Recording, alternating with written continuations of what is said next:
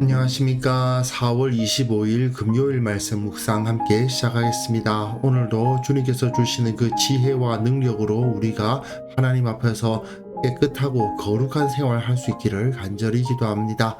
오늘 본문은 잠언 19장 13절에서부터 20절까지 말씀이고요. 통독하실 말씀은 열왕기하 4장과 5장입니다.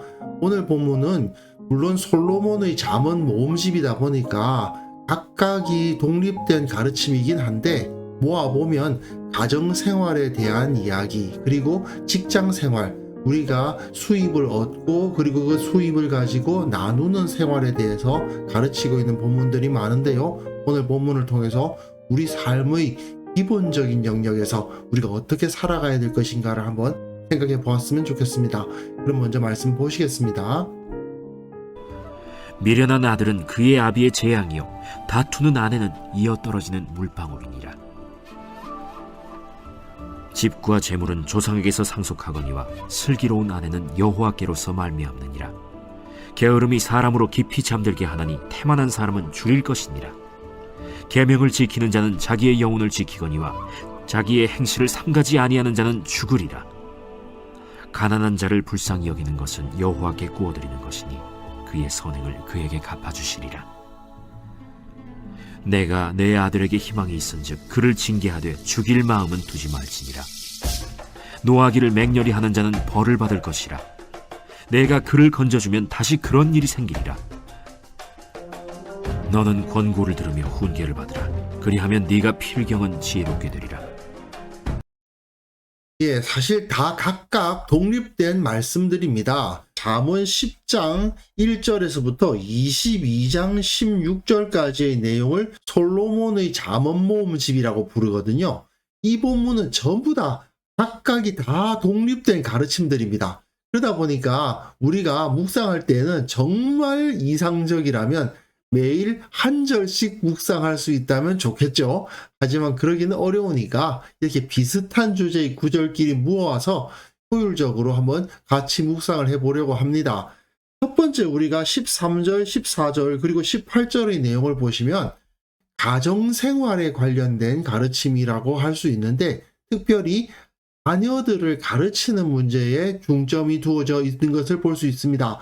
미련한 아들은 그의 아비의 재앙이다 그러거든요. 아들에게 희망을 가지고 있다면 징계해야 된다. 죽일 마음은 두지 말지니라 되어 있는데 죽일 정도는 하지 말되 징계를 해야 된다 그 말입니다. 죽일 정도로 징계하는 아버지는 뭐 없겠죠. 하지만 아들을 징계할 줄 알아야 된다. 왜? 미련해지게 되면, 가르치지 않아서 미련해지게 되면 그 미련한 아들은 아버지의 재앙과도 같기 때문이죠. 이 당시에는 특별히 학교라는 제도가 따로 없지 않습니까? 그러니까 부모가 자녀를 양육하고 가르칠 수밖에 없는데 하나님의 말씀으로서 가르치고 잘못된 모습이 있다면 징계를 해서라도 때려서라도 바로 잡아야 된다라고 가르치고 있는 것이죠. 현대인들이 보기에는 아무리 자녀라 하더라도 벌을 주는 것, 특별히 이제 체벌을 하는 것에 대해서는 아주 악하게 보는 경향이 있습니다만은 이 솔로몬은 죽일 정도가 아니기만 하면 체벌을 포함한 징계를 좀 긍정적으로 보고 있습니다. 이거는 시대적 차이라고 할 수도 있는데 어쨌든 그 아들을 정말 사랑한다면 그 사랑을 실천하기 위해서 벌을 줘야 된다는 거죠. 결국 이 아들들을 바르게 세워야지 미련한 상태로, 즉 하나님의 말씀을 배우지 않으려는 상태로 내버려 두어서는 안 된다라고 가르치는 겁니다. 또 그 가운데 아내의 문제가 중요하게 제시되죠. 부모가 자녀들을 가르치니까요. 근데 이 당시로는 주로 교육을 받는 것은 남자들입니다. 그래서 아내는 하나님의 말씀을 잘 못 배우는 것이 현실적인 상황인데 그럼에도 불구하고 그 아내가 슬기로워야 된다. 그래서 슬기로운 아내를 여호와께로서 말미암는 것이라고 생각하면서 귀하게 여겨야 된다. 이 아내가 그렇지 않고 다투게 되면 이어 떨어지는 물방울이라 되어 있는데 밤에 왜 이어 떨어지는 물방울 소리가 들리면 정말 성가시잖아요. 그 성가심을 그대로 표현하고 있습니다. 결국은 이렇게 결혼을 할 때에도 어떤 사람과 만날 것인가, 이 어머니의 역할이 중요하기 때문에 지혜롭고 슬기로운 아내를 만나는 것이 중요하다는 거죠. 이건 현대인에게는 젊은이들이 배우자를 선택할 때 어떤 것을 중요하게 여길 것인가에 대한 가르침이라고 할 수 있습니다. 하나님의 말씀 앞에 바로 서 있고 온전한 신앙을 가진 사람을 귀하게 여길 줄 알아야 한다. 집, 재물 이런 것들은 조상으로부터 상속받는 거라서 있을 수도 있고 없을 수도 있는 것이지만 슬기로운 아내는 여호와로부터 받아야 되는 거기 때문에 정말 귀중한 존재다라는 것을 알아라. 그러므로 누구를 만나고 어떤 사람과 함께 하는가를 너희가 주의해야 된다라고 가르치고 있는 거죠. 16절과 20절은 잠언에서 가장 많이 나오는 유형의 가르침이에요. 말씀 지키라고. 계명을 지키는 자는 자기 영혼을 지키거니와 자기 행실을 삼가지 아니하는 자는 죽으리라. 아주 강력한 경고죠. 하나님의 말씀, 계명을 지켜야만 자기 영혼, 생명을 지킬 수가 있다. 자기 행실을 하나님의 말씀을 따라서 삼가지 않으면 죽는다. 이렇게까지 강력하게 경고하죠. 그 정도로 하나님의 말씀은 중요하고 절대로 여기서 바깥으로 나가려고 해서는 안 된다. 이 당시에는 특별히 하나님의 말씀을 부모나 윗사람으로부터 받게 되는데 권고를 들으며 훈계를 받으라.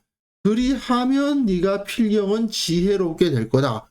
그러지 않고 들을 귀가 없으면 특별히 이것을 듣지 않고 자기 행실을 삼가지도 않으면 죽게 된다라고까지 강조하고 있습니다. 결국 죄를 범하면 그 죄의 삭은 사망이잖아요. 우리가 하나님의 말씀을 따라서 살지 않는다는 것이 얼마나 위험하고 위협적인 것인가를 온전히 깨달아야 한다는 가르침이라고 할 수 있습니다. 그리고 15절과 17절은 어제 본문의 묵상과 좀 연결이 되는데요. 재물과 관련이 되어 있어요. 일을 하고 그 일의 대가인 재물을 얻는 것과 관련되어 있는데 게으름은 사람으로 깊이 잠들게 한다. 게으르면 잠들어 버리기 때문에 태만한 사람, 게으른 사람은 줄이게 된다. 배고프게 된다는 거죠. 어제 본문에서 가난한 자가 자신이 가지고 있는 것이 없을 때 성실하게 일해서 자신의 것을 벌고 그것을 가지고 자기 재물을 쌓는 것은 좋은 것이라고 우리가 묵상을 했습니다. 여기서 그러지 않고 게으르고 태만하게 되면 깊이 잠들어서 줄이게 될 것이니까 성실하게 살아야 된다는 가르침인 거죠. 하지만 그렇다고 해서 가난한 자들은 다 게으른 사람이고 태만한 사람이라고 생각해서는 안 되겠죠. 지혜로운 사람들은 가난한 자를 불쌍히 여길 줄 알아야 되는데 가난한 자들을 불쌍히 여겨서 내 것을 나누어 주는 것은 여호와께 구워드리는 것이다. 그러니까 그것에 대한 이자를 받아서 갚음을 받는다는 이야기입니다. 하나님께서 그것을 다 빌려 가셨다가 더 크게 우리에게 갚아 주신다고 믿어야 한다. 결국 그리스도인들이 재물에 대해서, 직장에 대해서 어떤 태도를 가져야 되는지가 확연하게 드러나죠. 성실하게 일해서 재물도 쌓고 재산도 쌓고 저축도 하고 다 하는데 그렇다고 해서 다른 사람들, 그렇지 못한 사람들을 경멸한다거나 돕지 않는 행동을 해서는 안 됩니다. 그들에게 베푸는 삶을 살아가는 것이 하나님으로부터 더 큰 복을 받을 수 있는 길이다 하는 것을 믿음으로 받아들일 줄 알아야 한다. 사실 그게 정말 복 받는 길이거든요. 이거는 잠언에서 뿐만 아니라 여러 세상의 지혜에서도 찾아볼 수 있는 것이죠. 그리고 또 19절은 어제 본문에서도 나오는데 이 노하기, 자기 감정을 제대로 제어하느냐 못하느냐의 문제입니다. 솔로몬은 분노의 감정을 갖는 것 자체를 범죄라고 하지는 않습니다. 하지만 노하기를 맹렬히 하는 자, 자기 분노를 제어하지 못하고 막 표현하는 자는 벌을 받을 것이라 범죄라는 뜻입니다.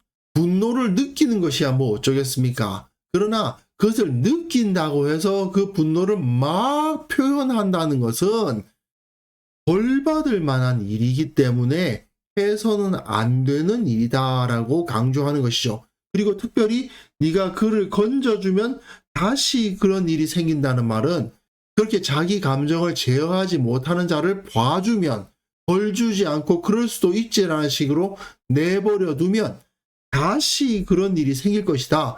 그 사람은 그거를 제어하지 못한다. 그 사람은 그것을 반성하고 바로잡지 않는다. 그러니까 처벌을 해서라도 그것을 하지 못하도록 해야 된다는 가르침입니다. 그러니까 자기 감정을 제어하는 훈련은 매우 중요한 훈련입니다. 분노를 함부로 표현하고 목소리를 높이고 하는 것은 절대로 저 사람 성격이 원래 그래 하고 내버려 둘 문제가 아니다. 처벌을 해서라도 바로 잡아야 한다. 이런 가르침들이 주어지고 있음을 이제 확인할 수 있을 것 같습니다.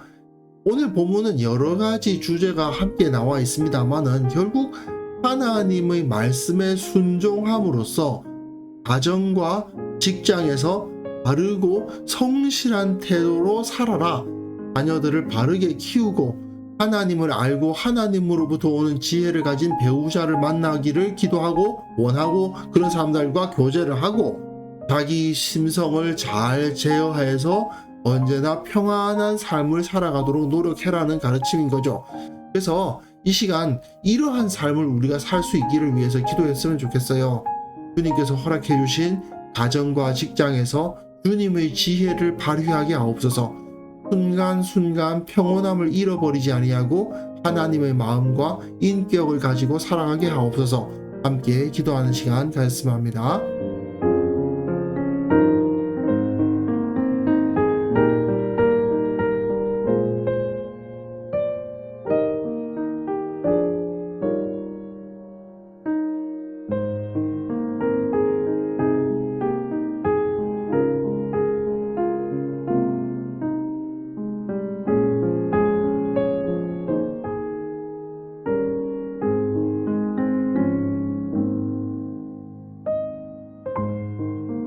하나님 아버지, 우리에게 허락해 주신 이 가정과 직장 가운데 주님의 지혜를 발휘하면서 살아가는 지혜로운 하나님의 백성들 다 되게 하여 주옵소서.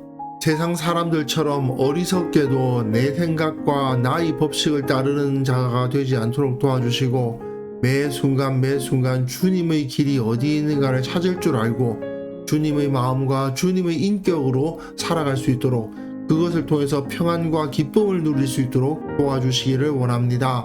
우리 교회 모든 성도들이 이와 같은 지혜로운 삶, 이와 같은 형통한 삶을 누림으로 말미암아 세상 사람들이 부러워하는 삶과 부러워하는 인격을 가질 수 있도록 우리에게 은혜를 허락하여 주옵소서. 아버지, 우리가 잠언을 묵상할 때마다 우리의 삶의 모난 부분들, 약한 부분들, 바르게 서이지 못한 부분들에 대해서 비추어 주시고 주님의 뜻대로 우리를 바르게 하시고 주님이 원하시는 모습으로 우리를 깎아가시고 빚어 주옵소서.